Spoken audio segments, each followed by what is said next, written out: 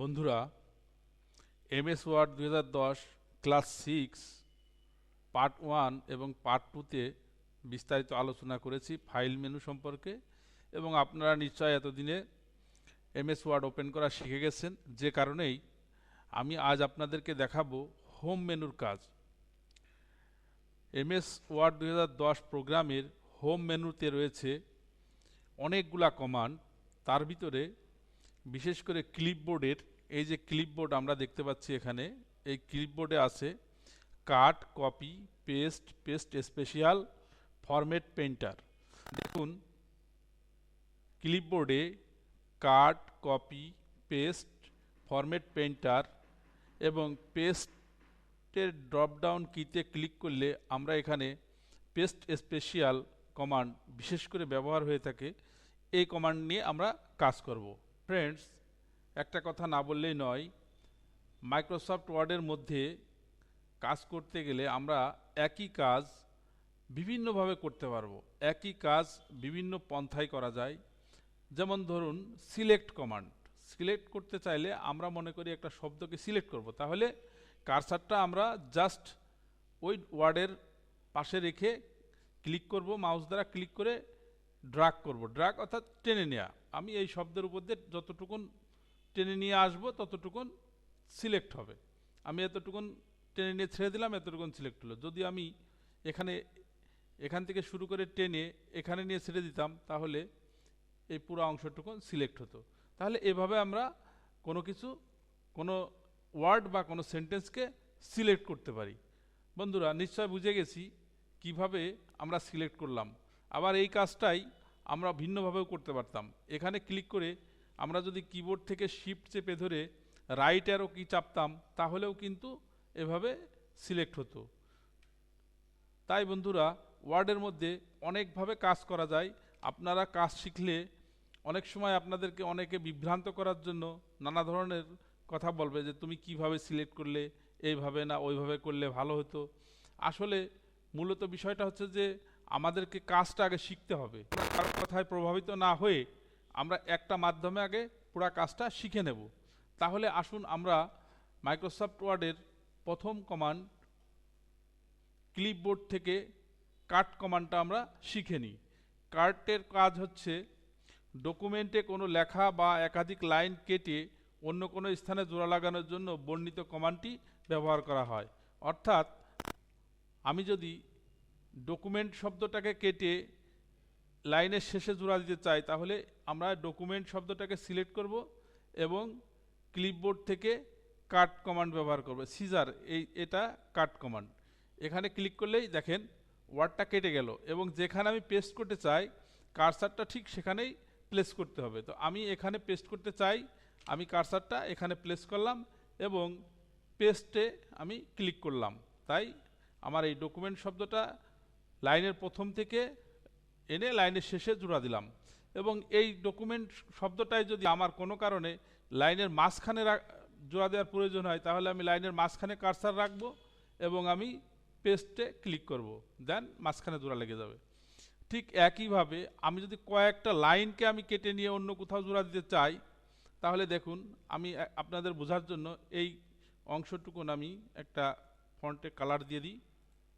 এবং দেখুন, আমি এখান থেকে কেটে নিয়ে কাটে ক্লিক করলাম এবং আমি এখান থেকে কেটে নিয়ে আমি মনে করি এই লাইনের শেষে এখানে জোড়া দিব। তাহলে এখানে কার্সারটা রাখলাম এবং পেস্টে ক্লিক করলাম, তাহলে আমার উপর থেকে লাইনগুলো কেটে শেষের দিকে চলে আসলো। যেখানে আমি কার্সার রাখছি সেখানেই, যেখানে রাখবেন, মনে করি আমি এখানে কার্সার রাখলে এখানেই জোড়া লাগবে, এখানে পেস্ট করে দিব, দেখেন এখানে জোড়া লেগে গেল। তাহলে বন্ধুরা, নিশ্চয় আপনারা এতক্ষণে বুঝে গেছেন একটি কাট কমান্ড কিভাবে ব্যবহার করতে হয়। আসুন এবার আমরা দেখব ক্লিপবোর্ডের দ্বিতীয় কমান্ড কপি। কপি, এই যে কপি কমান্ড, এই কপি কমান্ড ব্যবহার করব। তাহলে কপি সম্পর্কে আগে আমরা একটু জেনে নিই, কপির কি কাজ। কপি কোনো শব্দ, লাইন বা সম্পূর্ণ লেখা অক্ষুণ্ণ রেখে ওই শব্দ, লাইন বা সম্পূর্ণ লেখা অন্য স্থানে জোড়া দেওয়ার জন্য এই কমান্ডটি ব্যবহার করা হয়। অর্থাৎ আমার এখানেও থাকবে লেখাগুলা, আবার এই লেখাগুলা আমি অন্য স্থানে জোড়া দিব, সেই ক্ষেত্রে আমাদের এই কমান্ডটি ব্যবহার করা হয়। তাহলে আসুন দেখে নিই। আমরা এখান থেকে এই পর্যন্ত সিলেক্ট করলাম, একটা কালার দিয়ে নিয়ে আপনাদের বোঝার সুবিধার্থে আমি এখানে বেগুনি কালারটা ব্যবহার করলাম। এখন দেখুন আমি ক্লিপবোর্ড থেকে কপি কমান্ডে ক্লিক করলাম, আমার এটুকুন কপি হয়ে গেল। তো এই লেখাটুকুন আমি মনে করি এই লাইনের মাঝখানে এখানে জোড়া দিব, তাহলে আমি এখানে পেস্ট করে দিই। বন্ধুরা দেখুন আমার লেখা এখানেও আছে, আবার ওখান থেকে কপি করে আমি এখানে নিয়ে এসে জোড়া দিয়ে দিলাম।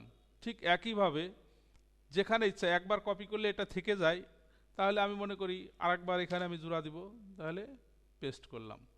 এভাবে আমরা যে কোনো লেখাকে কপি করে পেস্ট করতে পারি।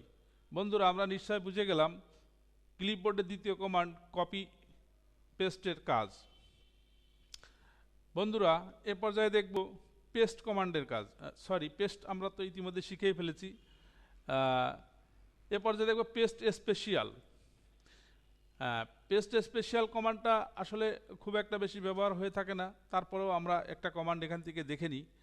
তো সেক্ষেত্রে আমরা মনে করি যে কোনো একটি লাইন বা কোনো একটি শব্দ এরকম বোল্ড, ইটালিক, আন্ডারলাইন একটু বড় করা আছে, মনে করি এরকম একটা স্টাইলের লেখা, আমরা এটাকে স্বাভাবিকভাবে আমরা কেটেও নেব বা কপি করে নিব এবং স্বাভাবিকভাবে জোড়া দিব।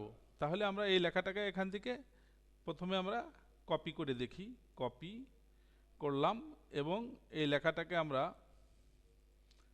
মনে করি এখানেই প্লেস করতে চাই। এখানেই আমরা পেস্ট স্পেশাল কমান্ড ব্যবহার করব। এখান থেকে পেস্ট স্পেশাল, এখান থেকে আমরা আনফরম্যাটেড টেক্সট এই কমান্ডটা অনেক সময় ব্যবহার হয়ে থাকে, যে জন্য আমি আপনাদেরকে এই কমান্ডটা দেখিয়ে দিচ্ছি। আনফরম্যাটেড টেক্সটে ক্লিক করে ওকে করলে দেখেন এখানে বোল্ড, ইটালিক, আন্ডারলাইন অবস্থায় আছে, কিন্তু এখানে ওই লেখাটা স্বাভাবিকভাবে জোড়া লেগে গেছে।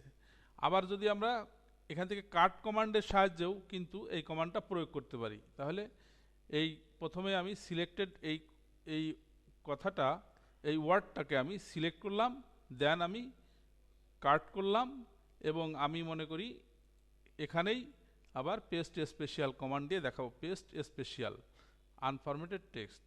ওকে, তাহলে আমরা কপি করেও পেস্ট স্পেশাল কমান্ড ব্যবহার করতে পারি এবং আমরা কাট করেও সেম কমান্ডটা ব্যবহার করতে পারি। বন্ধুরা নিশ্চয় তাহলে আমরা বুঝে গেছি কিভাবে পেস্ট স্পেশাল কমান্ড ব্যবহার করতে হয়। ফরম্যাটেড পেইন্টার টুলসের কাজ দেখুন, ক্লিপবোর্ডের এই টুলসটাকে ফরম্যাট পেইন্টার বলা হয়ে থাকে।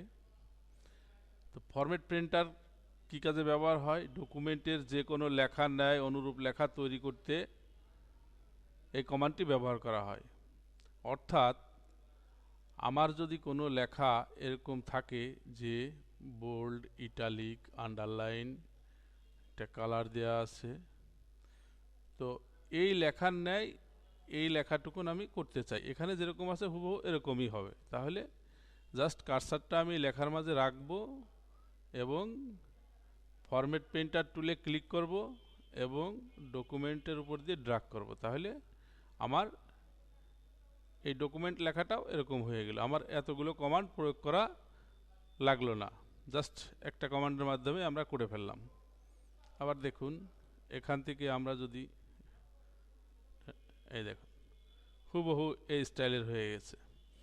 কিন্তু বন্ধুরা একটা বিষয় মনে রাখতে হবে, আমরা যদি ইংলিশ লেখার মধ্যে রেখে ফরম্যাট পেইন্টার বাংলা লেখা ইউজ করতে যাই, তাহলে কিন্তু আবার সব উল্টাপাল্টা হয়ে যাবে। বাংলা লেখার সাথে বাংলা লেখা করা যেতে পারে, যেমন আমি এখানে রেখে যদি ফরম্যাট পেইন্টার নিই এবং দেখুন, তাহলে আমার এই অংশটুকুনো এই লেখার ন্যায় হয়ে গেল। তাহলে বন্ধুরা আমরা নিশ্চয় বুঝে গেছি কিভাবে ফরম্যাট পেইন্টার কমান্ড ব্যবহার করতে হয়। তাহলে আমরা এমএস ওয়ার্ড 2010-এর ক্লিপবোর্ড অংশের কাট, কপি, পেস্ট, ফরম্যাটেড পেইন্টার এবং পেস্ট স্পেশাল এই কমান্ড পাঁচটি শিখে নিলাম। পরবর্তী ক্লাস দেখার আমন্ত্রণ জানিয়ে আজকের ক্লাস এখানেই শেষ করছি। সবাইকে ধন্যবাদ। আর বন্ধুরা, আমার এই ভিডিও টিউটোরিয়াল দেখে আপনাদের যদি ন্যূনতম উপকার হয় তাহলে অবশ্যই আমার চ্যানেলটি সাবস্ক্রাইব করুন, লাইক এবং শেয়ার দিয়ে সাথেই থাকুন। ধন্যবাদ সবাইকে।